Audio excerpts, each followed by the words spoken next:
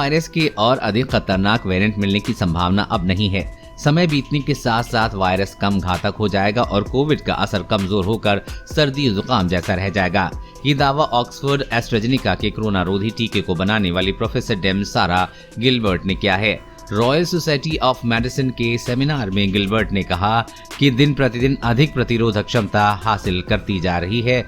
आबादी में corona virus जितना अधिक फैलेगा उतना ही कमजोर होता जाएगा।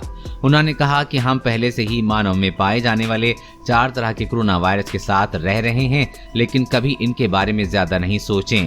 इसी तरह एक समय आएगा जब हम SARS-CoV कोविड-2 की ज्यादा फिक्र नहीं करेंगे। गिलबर्ट ने कहा कि कोरोना वायरस अभी भले ही संक्रामक हो, लेकिन इसके प्रसार के लिए अब बहुत ज्यादा नए स्थान नहीं बचे हैं।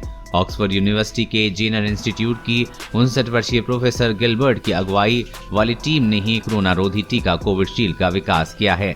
उन्होंने कहा, अब कोरोना वायरस के और घातक वेरिएंट के सामने आने की कोई वजह नहीं दिख रही है। प्रोफेसर गिलबर्ट ने यह भी सुझाया कि कोरोना के बीटा वेरिएंट के खिलाफ वैक्सीन में बदलाव करने का ज्यादा असर नहीं पड़ेगा। उन्होंने कहा कि यदि दोनों खुराक लगवा चुके लोगों को परिवर्तित टीके की तीसरी खुराक लगाई जाती है तो प्रतिरोधक क्षमता बढ़ने में इसका असर थोड़ा ही बेहतर होगा। ये भी माना है कि अध्ययन के अभाव में अभी इस बारे में निश्चितता के साथ कुछ नहीं कहा जा सकता। भारत में तीसरी लहर नहीं आने को मिल रहा है बल। प्रोफेसर गिलबर्ट के दावे से भारतीय विशेषज्ञों के उस निष्कर्ष को मजबूती मिलती दिख रही है जिसमें कहा गया है कि भारत में तीसरी लहर आने की आशंका नहीं है। इसके पहले national institute of disease control के निदेशक सुजीत सिंह ने कहा था कि अगर अब कोरोना का कोई नया वेरिएंट सामने नहीं आता है तो ये तीसरी लहर नहीं आ सकती। ये भी कहा था कि अगले 6 महीने के भीतर कोरोना पेंडेमिक से एंडेमिक में तब्दील हो जाएगा। एंडेमिक से आशा है कि एक बीमारी से है जो कि हमेशा मौजूद रहती है और मानव उसके साथ जीना सीख जाता है।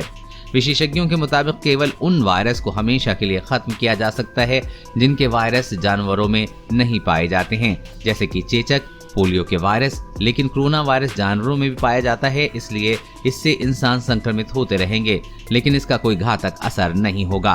कोरोना वायरस और कोरोना वैक्सीन से जुड़ी हर अपडेट पाने के लिए चैनल को सब्सक्राइब करें।